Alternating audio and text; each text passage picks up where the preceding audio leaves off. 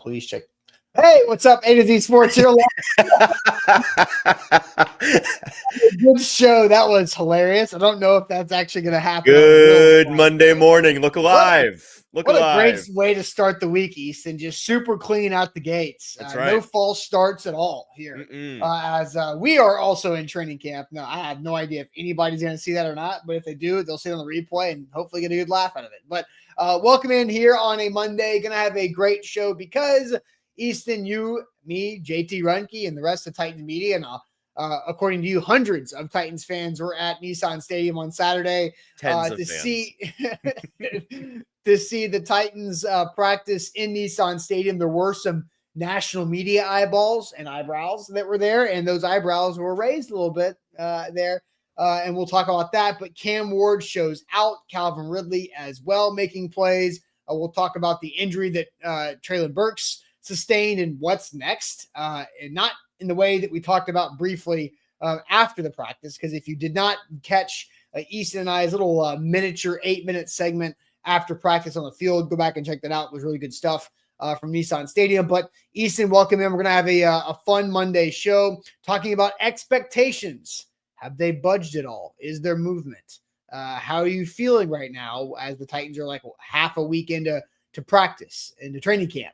We'll talk about Ridley. We'll see some video from the practice that you and I did not take because it was against the rules for us to take that video, but others took that video. So thank you for that. We'll talk about them specifically later on.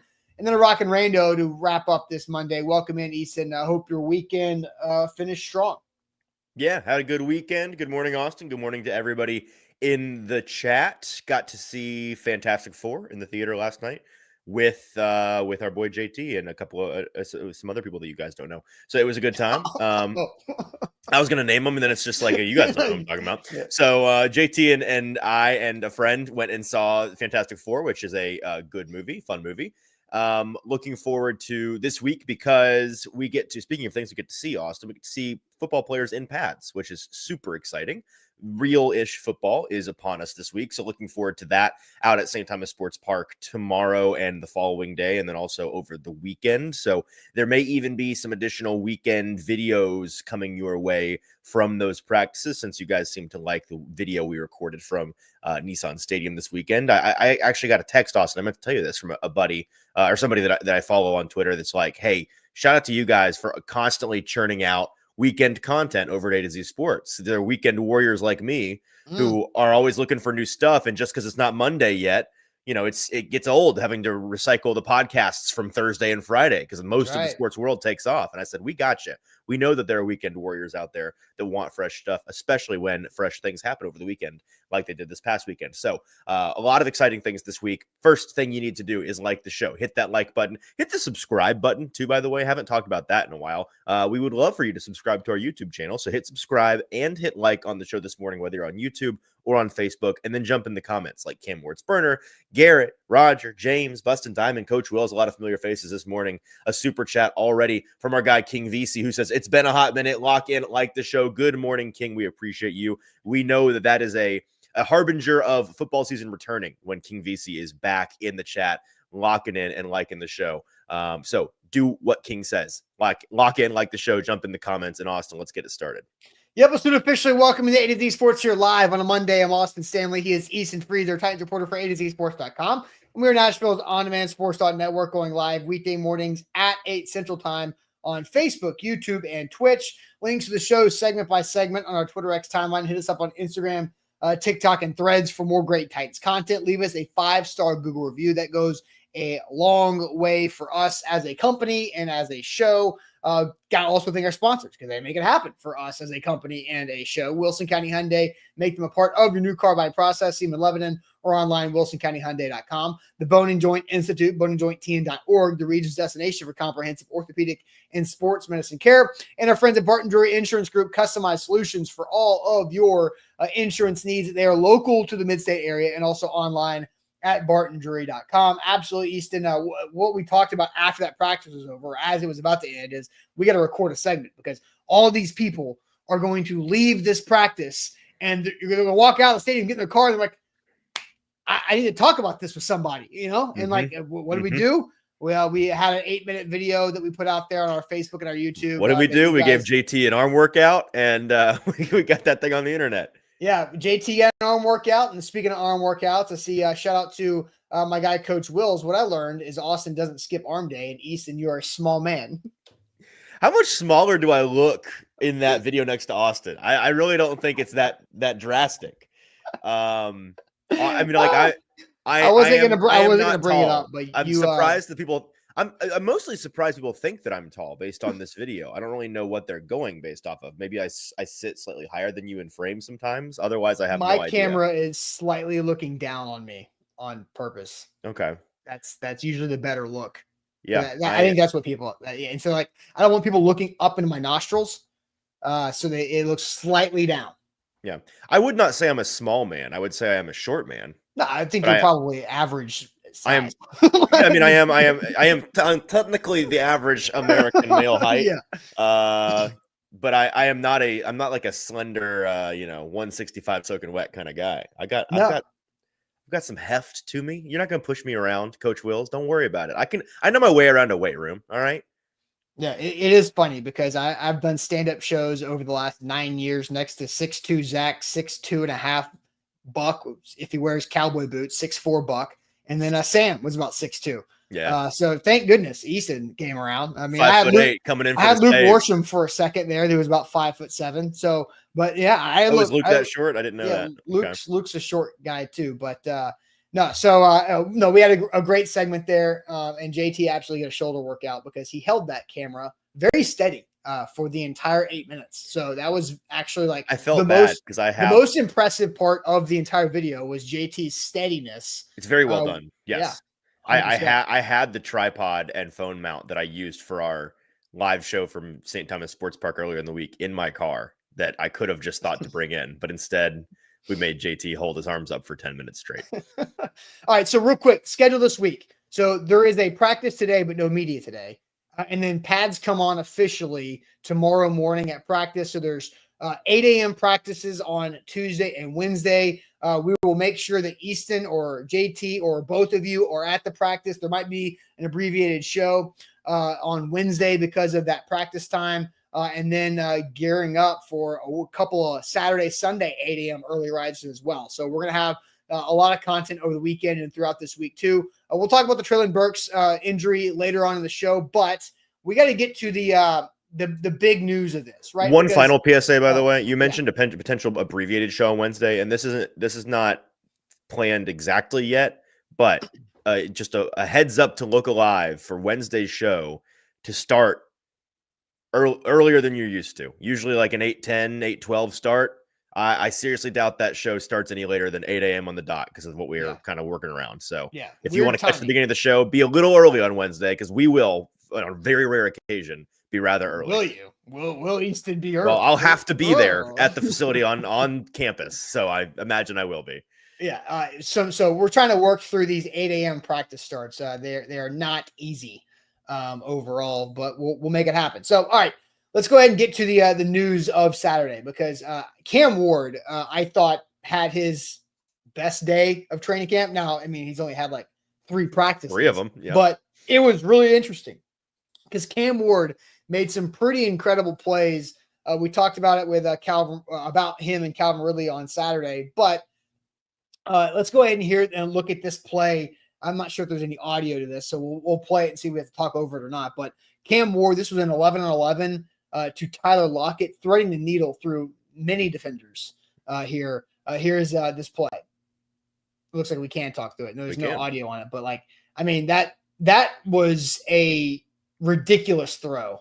I actually think I think this tight angle from the Titans account, which we pulled it from, it's a much higher quality video than the fan video, but the fan video honestly is a better shot down the barrel of the throw from Lockett's perspective because Cam does feather this ball just over the up defender between the 2 back defenders, puts it in the only spot that Lockett could have made the catch without the ball being tipped or intercepted. So it was a fantastic throw. I talked to, who was I talking to? Oh, Nick Holtz after practice and mentioned that. And he was like, oh man, Nick Holtz told me he was standing next to, I forget who, I think it may have been one of the assistant GMs he was standing next to during practice when that happened. And he said, I turned to the AG and was like, we taught him that. That's all coaching. That's us. That's all. It's all us right there. It's funny because I actually talked to Nick Holtz after practice very briefly, and he said this play was also all coaching.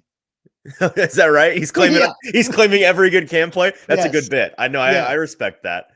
So this is the play that people were talking about. Yes. Because Cam rolling to the left, and he probably would have gotten clobbered by Jeff. But I mean, the ability to the underworld. Yes. Yes. The ability to just, I mean, watch.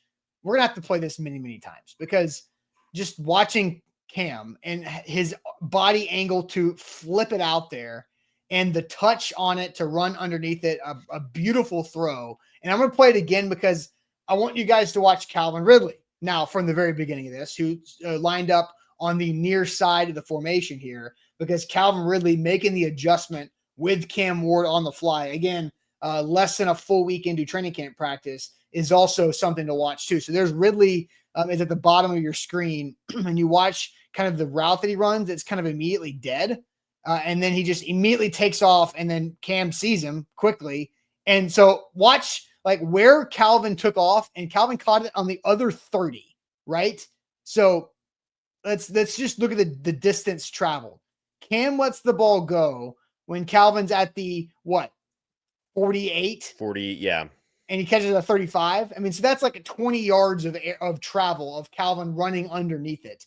An incredible throw overall. And Treylon Davenport caught up with Calvin Ridley after that practice. So this is Treylon Davenport's video. Shout out to TD doing great work for ESPN, but we ripped this off his Twitter as well. But Calvin had some great things to say about Cam on Saturday. So we're here after practice with speedy receiver Calvin Ridley. Calvin, I told you before, I've never seen a receiver practice with the amount of urgency that you practice with. Why is it so important for you to go for every rep like it's your last? Honestly, man, I really don't know why I do that, but it's really at this point for the timing of Cam because, you know, I'm not really ever going to jog off the ball. I'm not really ever going to jog in practice. So if he can feel my tempo all the time, he can get my timing down pretty fast. So if I'm doing that tempo all the time for him and, you know, not switching it up on him so much, he'll know that Red's going to come off that ball. Red's going to speed out the ball, so he knows where to put it. A good example of that timing that you mentioned when Ward, he was scrambling to the left and you kind of turned your route up and he unleashed the bomb and you went and got it. Is that something that really came from the chemistry that you guys are developing? See that touch he had on it? Yeah. He give me time to run under it. Yeah. He give me it's easy catches. So that's what I love about him. It's not, you know, hard catches. He has some touch. He let me run right under it and it was soft. So, man, that's all the receiver ever wanted, man. How would you describe the excitement? So there's Calvin Ridley, and I cut that off. There's more to it, but I thought those two answers, those two questions from Treylon and Calvin's answers are everything about why I have confidence in the Cam Ward Calvin Ridley connection way more than the previous connection of Cam and Will or Calvin and Will Levis, because Calvin's right. Like, you have to practice all out like that because that's the only way to get the timing down. And then the ability to, as you said, Easton, layer in those throws. And all of a sudden you see Cam giving Calvin Ridley the ability to go make a play. It's not about who has the strongest arm. It's about who throws the best ball. And we've seen so many times where Calvin Ridley running with space by a defender and the ball falls 2 or 3 steps ahead of Calvin and hits the turf and skips like it's on a pond. But this one was just beautifully thrown, laid out there for Calvin Ridley to go create his own separation and continue on. It reminded me of a play that they had in minicamp, Easton. Do you remember that one where Calvin kind of was even with a DB? I don't know if we were at the same practice or not. Yeah. And he pulls away down the center of the field. Calvin was even with a DB, and then he pulled away because Cam let him go pull away. So I think it's pretty impressive of how quickly they were able to get these guys on time so quickly out of the gates and rolling, right? This connection never happened last year. Yeah, and I wrote about this over the weekend, yesterday, actually, that this is the biggest difference right now between Cam Ward and Will Levis. And Calvin Ridley kind of says it here. Whether he is meaning to or not, he reveals the biggest difference that pertains to him between the way that those two guys throw the ball. Now, obviously, there are other big differences between those two quarterbacks, but in this situation, the reason why the Ridley connection, I think, is already in a significantly healthier place than it was with Levis or Rudolph last year, in part because Ridley is more comfortable in year 2, but I think a big part of it is that Cam does have an innate ability to feather the ball down the field, throw with touch, and as Ridley says, allow him to run underneath it. The thing about deep ball accuracy that I think goes under discussed is that deep ball accuracy is just as much, if not more, a receiver stat as it is a quarterback stat. And really, I think if you talk to football nerds about this, they would agree with me. Deep ball accuracy for quarterbacks is kind of a floor trait more than it is a ceiling trait. Like it's you have to reach a certain threshold to be a good deep ball passer in terms of accuracy.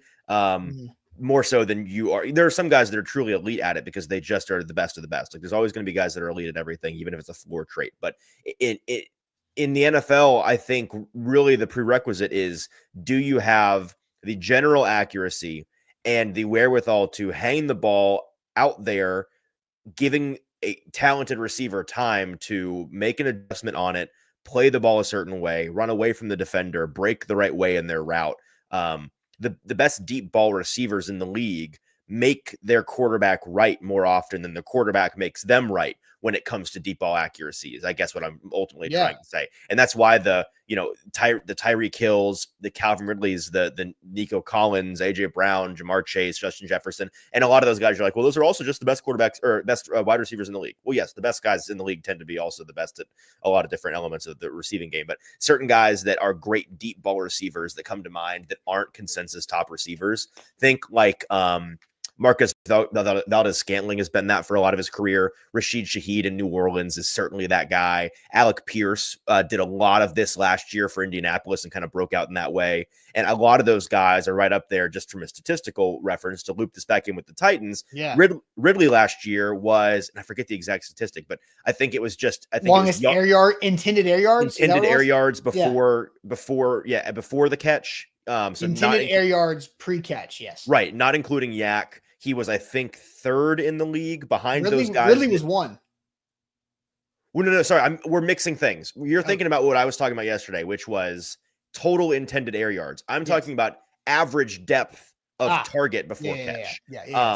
Which the average depth in terms of how deep he was when they were targeting him was 3rd in the league behind, I think, Rashid Shaheed, who is like the deep bombs away guy. And then I forget who else. Maybe it was Pierce. It was Pierce. Right. Was it? Okay. Because we talked about how like Ridley's got like way more volume of targets than those two guys who are more way more versatile, right? Yeah. Those guys are more one-trick ponies. Bingo. Exactly. But the point being that Ridley can do this really well, but they, that number needs to come down this year if you're going to use him as a true 3-phase receiver.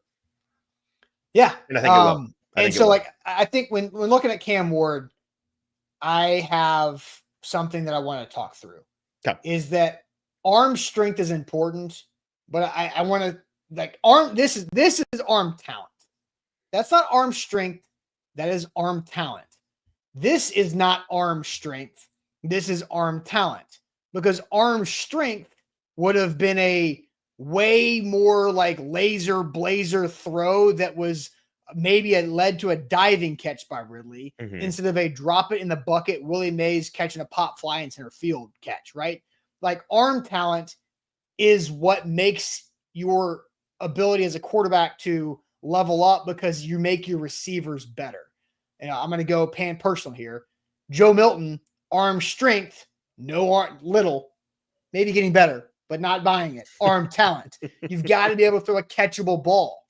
Will Levis throws a pretty ball. It looks awesome, right? Like when Will Levis is practicing in shoulder and shorts and jerseys and helmets, he looks like you built the lab quarterback. But the arm talent is not there consistently like it should be. Cam's got arm talent. It's a natural way to kind of have a feel for it. He's got tempo with his arm, the different arm angles, all of this. And it's just like it's a casual but effective way of throwing, and it just makes it nice. Again, like Ridley said, soft, it's nice, it's easy because he dropped it. You see that touch on that thing? I got the run underneath it. That was impressive. So let's note a couple of the national people that were out there. Okay. Ian Rappaport, Daniel Jeremiah were both there for NFL Network. Colleen Wolfe also there, NFL Network. Their setup was right there on the sideline. You talked to Daniel Jeremiah quite a bit. He came away impressed, as did Rappaport. I think Cam Ward put on a show in a practice where he had the most fans they can fit at a practice, and also No. The most fans that they could get to come up. No. They could have fit way more fans at that practice. The most at the practice where the most fans could fit. Yes, I hear what you're saying. Yes. And then in front of two big Twitter outlets for the NFL Network, and Daniel Jeremiah and Ian Rappaport. Yeah. One Good Morning Football host. And then Colleen Wolfe. Yeah. So that's pretty good. So for Cam Ward to have a big Bobby day, Bones for some reason. And Bobby Bones was also there. Don't ask me why. Yeah. I kind of think they were just like, he's in town. Let's get him to help us out. Yes. So you're like, when you kind of chatted with Daniel Jeremiah, what was you asked him a question. Did you get assigned here? Did you want to come here? And I thought that was interesting too. Yeah, I have run in circles around Daniel Jeremiah. I wouldn't say with Daniel Jeremiah because he runs in the very, very, very big boy circles in the NFL. But I have been Daniel Jeremiah adjacent many times at the Senior Bowl and at the Combine, and I have a lot of friends that are friends with Daniel. And I had never really had a decent chance to introduce myself, so I did, and we chatted a little bit. He's the nicest guy in the world, which if you've listened to Daniel at all, you know that is the truth because he just comes off that way. It's very clear he's a very good guy, and one of those guys that I think part of his success is the fact that he is just a really nice dude. But he is, I believe this is the first leg really of his training camp tour or whatever it is they're calling what he does, just kind of being assigned to go to different places. And that was one of the first questions is like, did you want to come out here or was this like where they told you to start? And he said that he makes the requests and he wanted to see Cam, and this was one of his top requests, and this was the right time to come and see it. So he was a big proponent of Cam. He was always, I believe, if I'm remembering correctly, Cam was always Daniel's QB1. He thought pretty highly of him from the jump. He knows the ins and outs of what the scouts and the coaches all think of him. And so he's somebody that I believe Daniel himself probably has a relationship with Cam and the Cam camp and certainly the University of Miami. So I think that he wanted to come out and was quite impressed by what he saw. And as he tweeted after the practice, Cam is somebody that's bringing a lot of needed juice to the Tennessee Titans right now. And I think Daniel is buying in on what Cam can do for this franchise in the long term, but maybe even in the immediate with how he's going to hit the ground running. Yeah, without a doubt. And so you also saw Rappaport did a video for the Titans social media. Is that right? Yeah, he did. He was like, hey, Cam doing his thing. Nate Bain threw him a phone and said, say something. Hey, do this. Yeah. And then he did the whole thing. Hey, how's it going, man? Like talking to somebody off screen. But all right, let's get to our question here, because Cam Ward, I think it's fair to say, has had a strong start to training camp, especially with that stadium practice as well. So I'm going to ask you guys this question. How much have your Titans season expectations budged with a strong start from Cam Ward? You could say none, right? You could say a little bit or a lot. None, a little, a lot. How much have your expectations budged? And you could, if after you give your answer, you can add some analysis in there. We've got time today. Mm-hmm. So how much have your training camp, how much of your Titans expectations budged for the season with a strong start from camp? I just put up a YouTube poll as well. We'll get to your thoughts here in a second, but going to tell everybody about the Barton Drury Insurance Group. BartonDrury.com is a website, customized solutions for all of your insurance needs. These guys are experts in the insurance world, and they will help you out, get you settled with whatever you're looking for, whatever product you may need, whether that is employee benefits or workers' comp that Zach and I were looking for our company this time a year ago, trying to find how can we kick off 2025 by upping the resources for our team, and that was by giving employee benefits. And the Barton Drury Group was able to deliver a great option, or two actually, for our team as well. There's also rental, home. They got car, auto, umbrella insurance. They got everything right there. 401k planning for long term. These guys know what they're doing. They're also local. They're cool guys. They'll pick up the phone. They'll jump on a Zoom. They'll respond to emails like that. Super great when it comes to customer service, and they have a great team around them as well. You can check them out online, bartondrury.com. There is so much more to say, but first, make sure you've liked the show. Hit us with a 5-star review on Google. Search ATOZ Sports. Hit that 5th star on the right and leave us whatever kind of feedback you feel is appropriate. Things you want us to know, things you want us to change, things that you love about the show. Anything you have to say, we would appreciate it in the form of a 5-star Google review. We appreciate those. Absolutely. So, Ethan, I'll send you the chat. I'll let the YouTube poll kind of marinate a bit, but let's see. How much have your Titans season expectations budged with a strong start from Cam Ward? I use the word budged because I'm not trying to say moved. I'm not trying to say shifted. I'm not trying to say just accelerated or jumped, but just budged. Right. All right? synonyms for budged, but yes, that's all right. But just a little, but budged is just like, you understand, it's like a nudged, budged. Just it's like a pinch versus a dash. Yes, just tap it in, right? All right, so what are you seeing from the chat? None, a wants little, to go home, or a happy. lot? Send him home. Stephen Crocio says just a little bit. Let's see. Eric says a lot. Busted Diamond says none. So there, first 3 answers, we've run the gamut.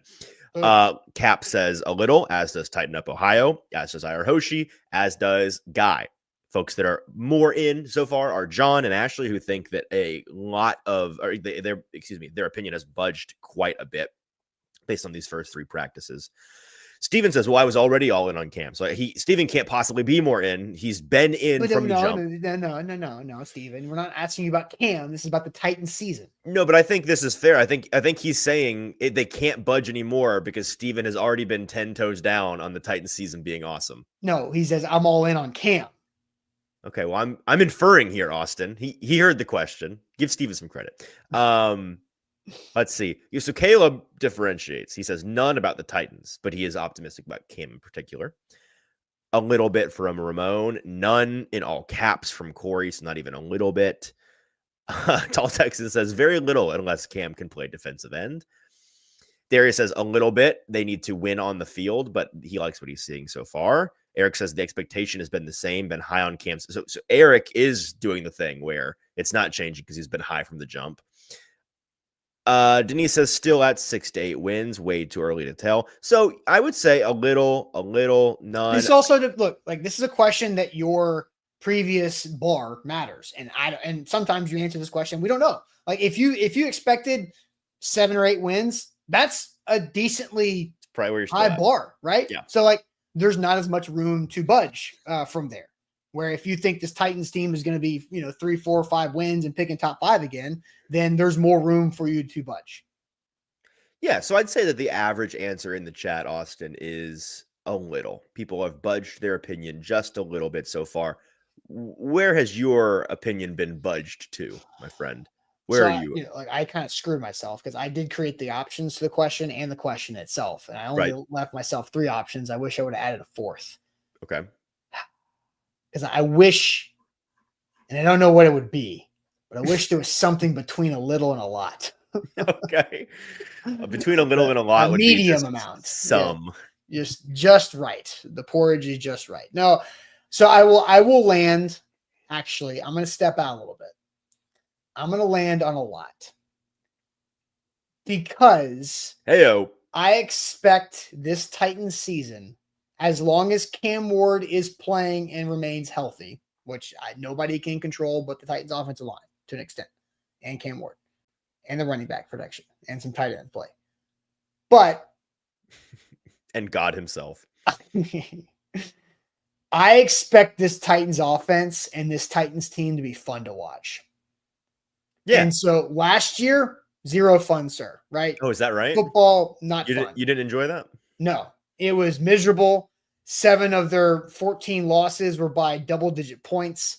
A lot of times they did have a halftime tie or lead Many I'm times. watching quarterback on Netflix. I'm kind of behind, but for most. But Jared Goff and the Lions, that game, he was like, man, this defense tough, right?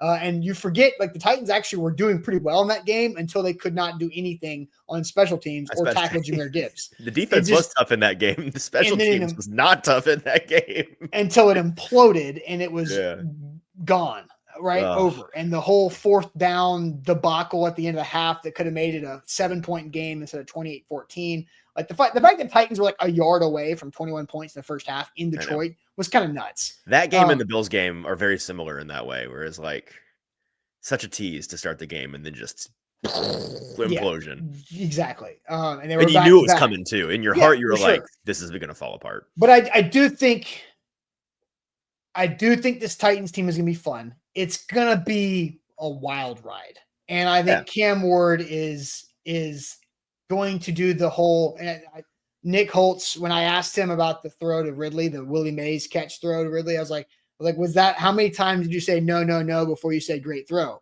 And joking. And he was like, yeah, I'll coach it, right? As he was running off into the tunnel. And so like, that is one of those things where Cam Ward's going to, not for Nick, but he's going to have some coaches start to pull their hair out but it's going to work out well in the big picture.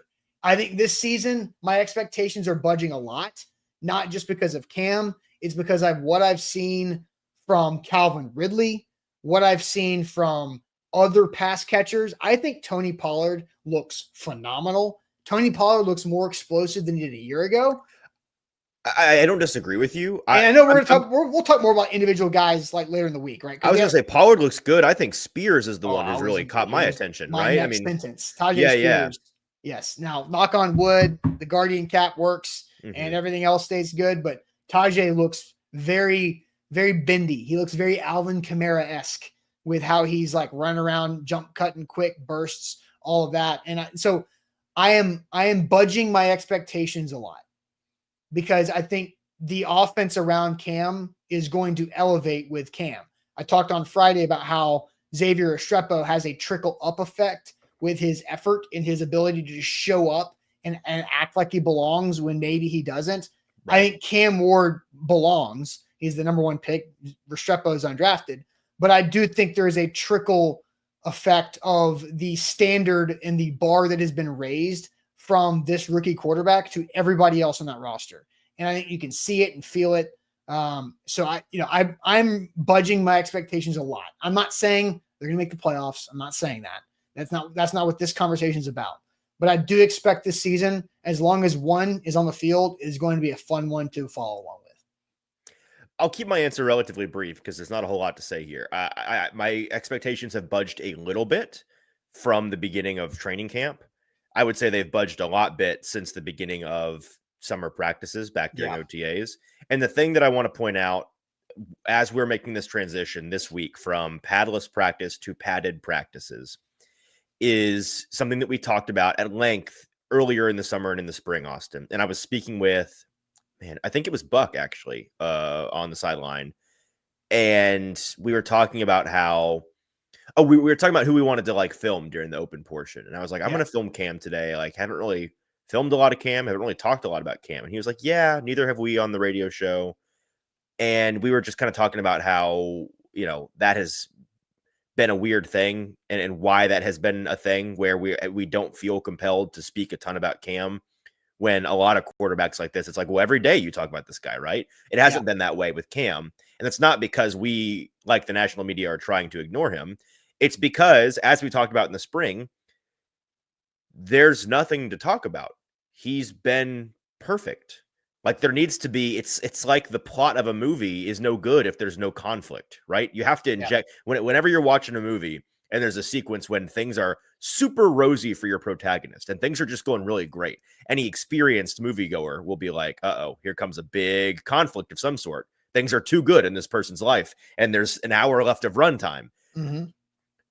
There hasn't, we're kind of at that point with Cam, and I'm not trying to project onto him some big bad thing that's about to happen. What I am trying to say is that it's just, there's been nothing to critique. There's been nothing to wonder about or worry about. As I said in the spring, I go to practice every day, very intentionally looking for something to knock this guy off his spot. and I haven't found that thing yet. It hasn't happened. So those are all the highest possible mark, 5 stars to Cam Ward. Bravo. Hats off to you, sir. But as we also talked about earlier in the summer, that stumbling block is coming, because no matter how, unless he is truly God's gift to the quarterback position, which one could argue that was what Patrick Mahomes was. Even Patrick Mahomes has stumbled many times. And Jaden Daniels a year ago, right? Right. Like, to an extent. Even the best of the best, young guys and veterans alike in the NFL, stumble because it is a freaking impossible position to play well, let alone perfectly. And so with pads coming on this week, that could, something could happen now that they're hitting guys that he's going to have to, here comes something he has to really learn from and really adjust to.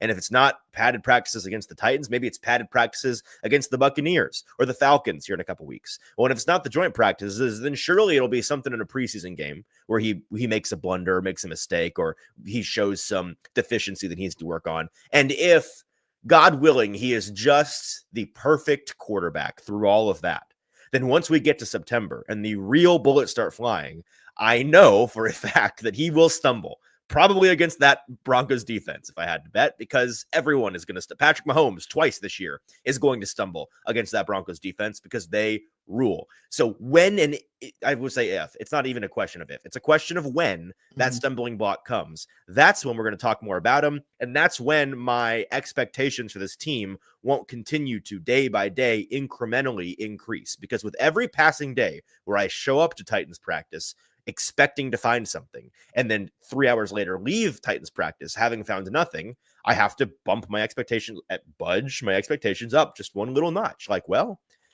as long as he keeps this up, I can't help but get more and more optimistic, little by little. Yeah, 100%. I did see this. I don't want to derail the show too much, but JR says, I've come to realize that A to Z is Titans propaganda, not third-party journalism. Nailed it. If that's how you feel, then what were you watching last year?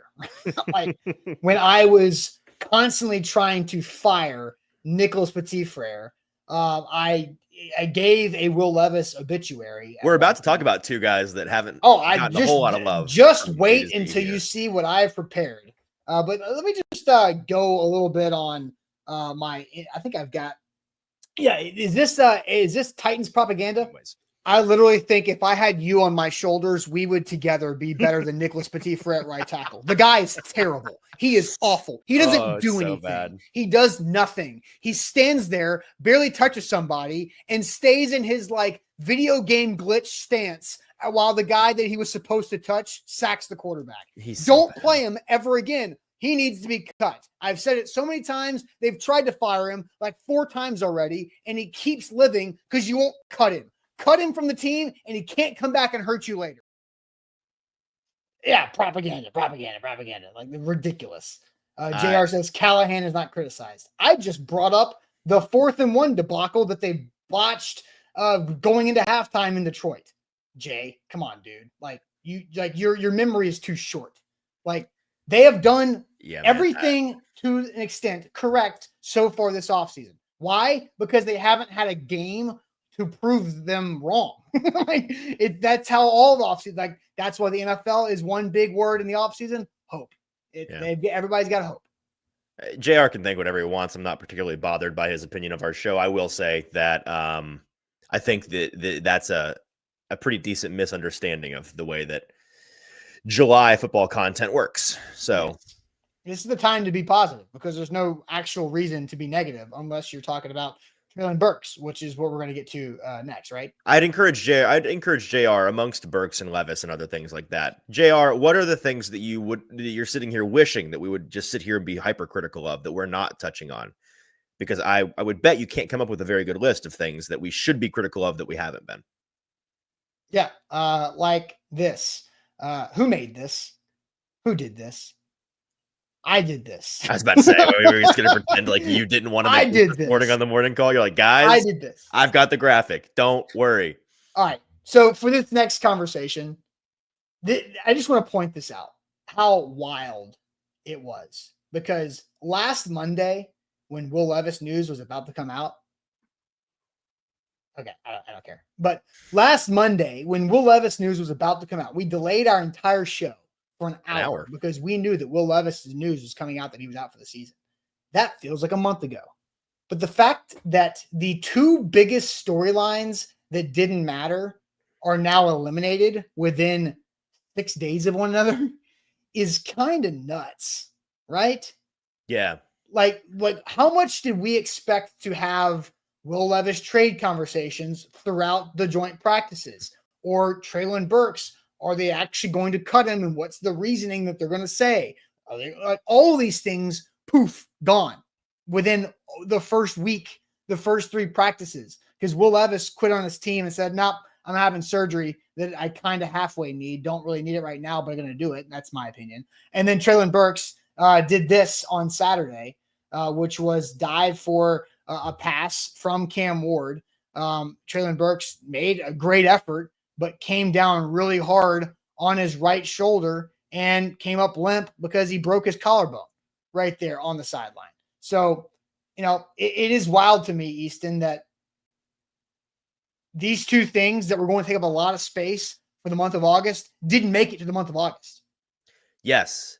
My buddies over at the Ringer Fantasy Football Show talk about this cognitive dissonance all the time because their show is very much a goofy, lighthearted comedy show, and it's fantasy football, which inherently is like not all that serious.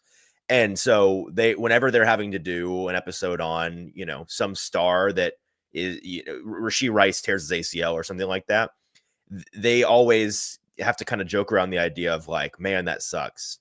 So anyways, that's going to bump down his ADP on my chart from like, you feel like such a jerk. Like how can we make money off of this kind of thing? How can we make content out of this kind of thing? So I'll start by saying, like, I feel very bad for Treylon, who just cannot, for the love of God, catch a break. Which is it sucks. It sucks. I don't wish that upon anybody. And I feel bad for Will Levis in the sense that I am sorry that he feels like this is what's best for his career at this point. And I wish him the best going forward. Those things set aside, it is truly a blessing for me personally, Austin. A man who over the phone has fought with you in the last 7 days over my self-declared retirement from talking about Will Levis and Treylon Burks. Things that two conclusions I came to separately in the past 7 days that you told me in no uncertain terms was not allowed. I could not simply retire from talking about them. And I half jokingly told you, oh, watch me. And now 7 days later, we kind of get to retire from talking about these guys. I kind of get what I wanted. Like we're talking about them right now, but through the month of August, we don't have to bring them up, Austin. And that is fantastic news, I think, for me. But I think that's fantastic news for Titans fans because it means we're going to have more time, more airtime to focus on things that do matter. Because to your point, whether we were talking about them or not, they were not going to matter. And now we don't have to talk about them because they do not matter. So Will Levis is basically taking the gap year. He graduated college. We graduated high school. We took a lot of, like all this talk about where you're going to go next year. And it's like, I'm going to take a gap year. And then we're taking a gap year of Will Levis talk. It's not even that. It's like the guy that goes to college for a year or two, his major just doesn't pan out. And then they're like, I'm going to change majors. But actually, I'm just going to kind of try to get my life together. I'm going to finish. I'm going to get my degree. And I'm going to switch majors, but I'm going to take a gap semester real quick just to kind of get my life in order. I'm going to go find myself. And you hear that from your buddy over the summer and you're like, I'm not sure that guy's ever going back to college. I'm going to go travel and find myself. I'm going to go find myself in Europe and backpack for a while. Yeah. All right, man. That guy's not getting a degree. And then Treylon Burks, I think, is even a shorter retirement. I think it's more of a sabbatical of just like, we'll take a few weeks off. And just then put it on the shelf. Yeah, but then because they're going to figure out what to do with it. Because if they put him on injured reserve, they can designate him to return before roster cuts. Right. Right. This is an important note, by the way. PUP is not an option. I saw a number of people asking about this over the weekend. Like, what's the technical designation? Blah, blah, blah. It's now that he has practiced, you can't now put him on PUP for training camp. He is not eligible for either PUP list. He is eligible for IR now. And you could designate him once you get to cut down day, an IR with designation to return, in which case he could return up to as early as 4 weeks into the season, like we're used to, or as is the case with most guys that go on IR before cut down day, it is season long IR. Right. Which, if you had to guess, Austin, like How do they need to just put him on season long? You know, I agree, but I don't know what they're going to do because it's like a 4 to 6 week injury. Yeah. Guess what happens in 4 weeks? Cut day. Right. But so you're going to or if maybe it's 5 weeks from now, but like still, like you're going to either it's right on that line of like, do you want to bring him back so you can release it? Because now it's not, and we're kind of getting off on the topic that we had not planned on, but now it's like, what is the right thing for Treylon Burks and the franchise? Do you keep him on IR for the rest of time, and so the contract expires with him on injured reserve, and you just go your separate ways in January or March whenever the contract expires, and he goes and starts his career over? Or do you designate him to return, bring him back before cutdown day, cut him, and then allow him to continue to heal, and then be able to play somewhere else as a free agent, ad practice squad, something in October? Yeah, I don't see any reason why you shouldn't just ask him what he wants at this point. You know, I think as a franchise, you just put your cards on the table, say, Treylon, this is not going to come as a shock to you. We weren't going to keep you on this roster probably anyways. No hard feelings. Would you rather, get the payment from your last year rookie contract and just hang out and rehab and train for the rest of the year, even though your injury is not going to take that long? That's fine. We're happy to just kind of like have you around. Or would you rather go try to compete somewhere else in the league this year? If so, that's fine. We'll get you back. We'll cut you, and you can go on your merry way. Yeah. What do you think Treylon would say to that question? I don't know, because one, I'd have to confirm on what affects his cash if either. Right. And then, I mean, I would guess he wants to play, right? Like Treylon Burks has trained hard, right? This entire last 8 months to not break his collarbone in July and not do it. So yeah, a lot of work to come down, and that sucks, right? But yeah, I don't know what he would want overall. But let's go ahead and ask this question, because I do think this is fascinating, just because of the fact that Burks and Levis, their storylines have been eliminated within a week of each other. What's the next biggest Titans storyline that doesn't matter? Because there's some other things out there that are interesting, right? That are storylines that are being talked about that have more gas than they actually are worth. So I'm kind of curious where people go with this one. But first, let me tell you guys about our friends at the Bone and Joint Institute, boneandjointtn.org, the region's destination for comprehensive orthopedic and sports medicine care. When an injury happens in life, you have to know where you can go. That's the people in Franklin, the folks at the Bone and Joint Institute that can take care of you no matter what the injury is, how severe the injury may be, and how to get you on the road to recovery. They've got an event with the former MLB star Ben Zobrist, Franklin resident. That's tomorrow night. You can go check out on their social media or at boneandjointtn.org for what you can do if you're in the area. You get nothing to do on a Tuesday, July 29th. Maybe go check something out. Learn about youth sports injuries and how the Bone and Joint Institute is infiltrating itself into the Williamson County area with youth sports and high school sports again this year. So go check them out online, boneandjointtn.org.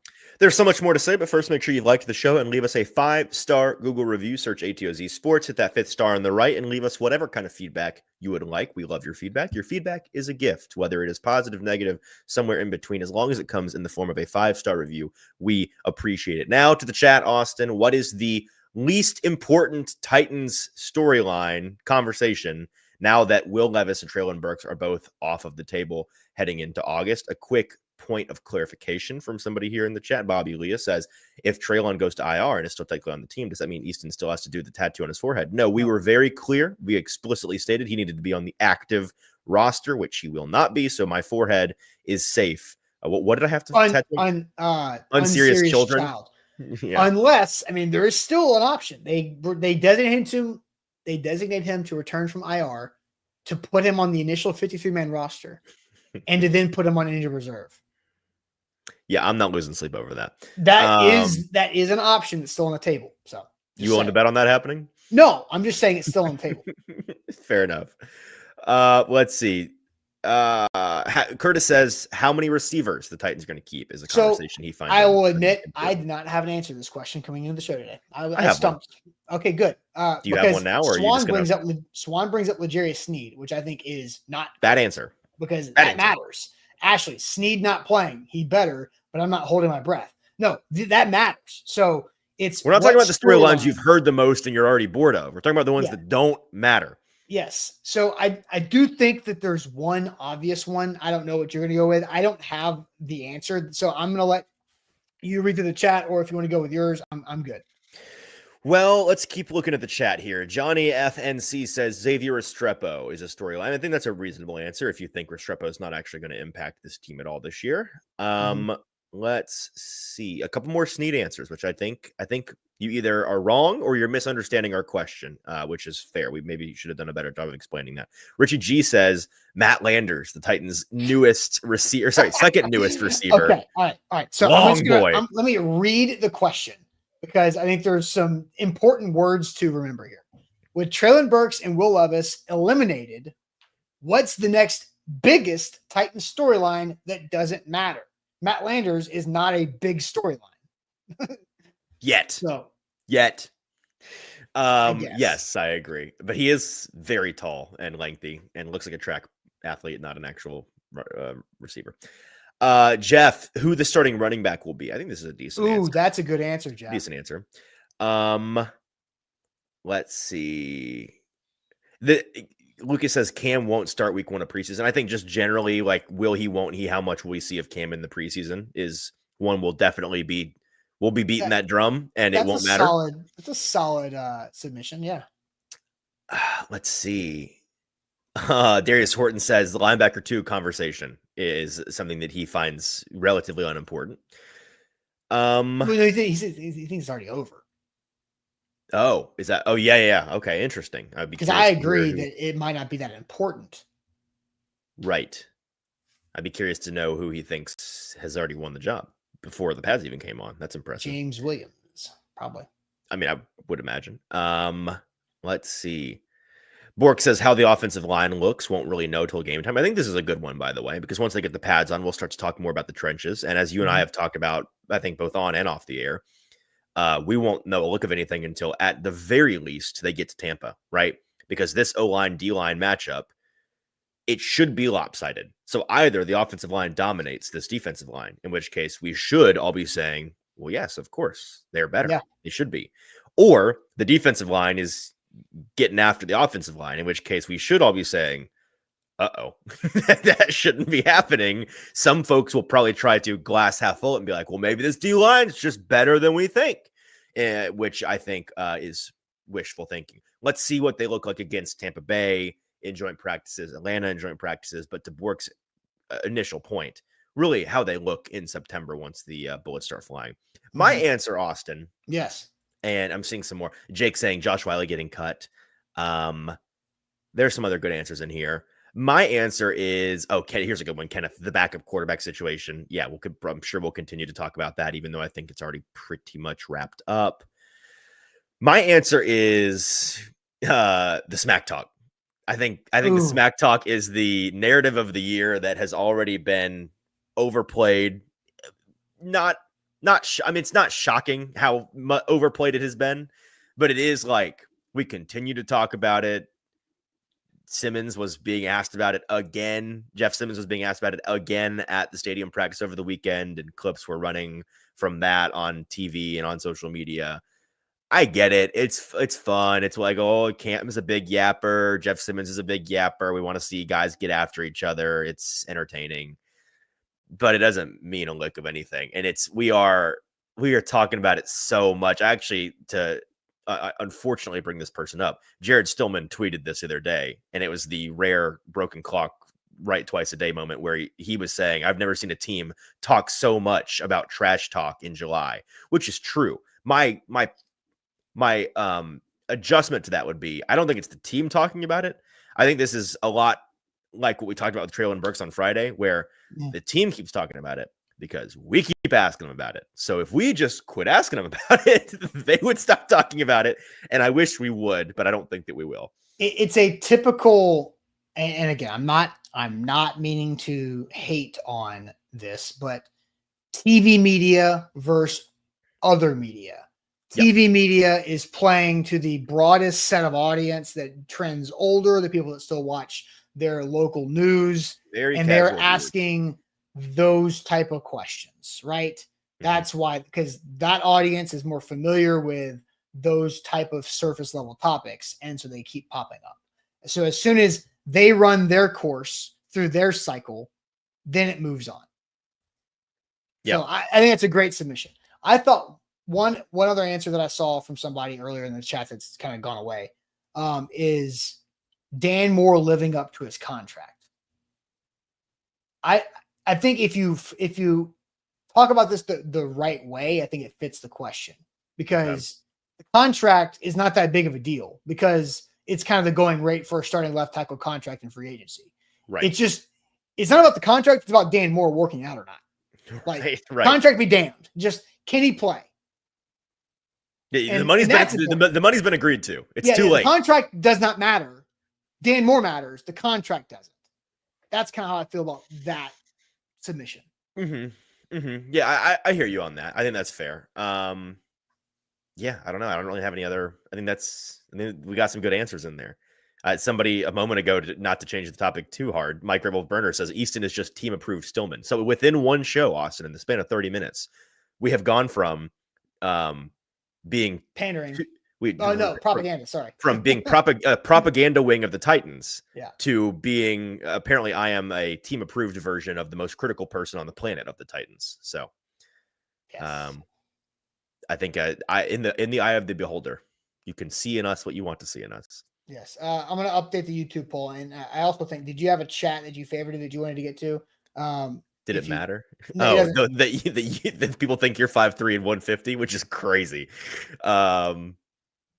I can't imagine looking at you on camera and thinking you look like you're 5'3", 150. I mean, that's a very tiny person. You've probably known me for this, like, you've known me in person for the same amount of time you've known me on camera.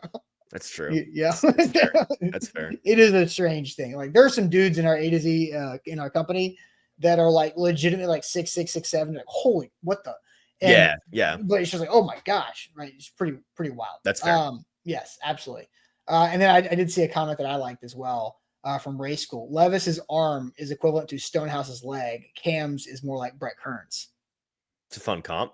I see where you're going with that, right? I dig it overall, for sure. All right, let's go ahead and get to our Rockin Rando, where I try to find the most popular former NFL player of the past that I don't think Easton would recognize quickly. If that makes sense to everybody. So I think we get it now. Yeah. All right, here we go. Shout out to Wilson County Hyundai, WilsonCountyHyundai.com. Make them a part of your new car buying process. See them in Lebanon, save some money. WilsonCountyHyundai.com in Lebanon. Easton, is the chat hidden? The chat is hidden. All right, who is this? Rockin Rando. Ew. That is a Jaguar who looks, the look on his face is of deep concern. Man, white guy, quarterback, question mark. It's not immediately obvious to me. This is definitely like Jaguars at their peak, early 2000s Jaguars, based on the jersey situation. Yep. And even though they I can't believe you don't know this. Even though I have a guess, but I don't know it for sure. I'm working through my thought process. Even though those were awesome. There were some awesome teams in there. The only time the Jaguars have ever been awesome, by the way. My favorite fun fact about the Jaguars, if Titans fans know this, but I'm going to repeat it just for our own posterity. The best that the Jacksonville Jaguars have ever been is a season in which they lost the Titans 3 different times. Yeah. I believe this guy was the quarterback of that team. Who is? Mark Brunell. Yeah.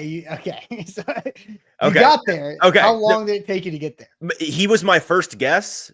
I wasn't sure it was him, and I knew that if it wasn't him, I had no idea. He's the only white guy Jaguar from this era that I would know the name of. If I put up David Garrard, would you know who that would be?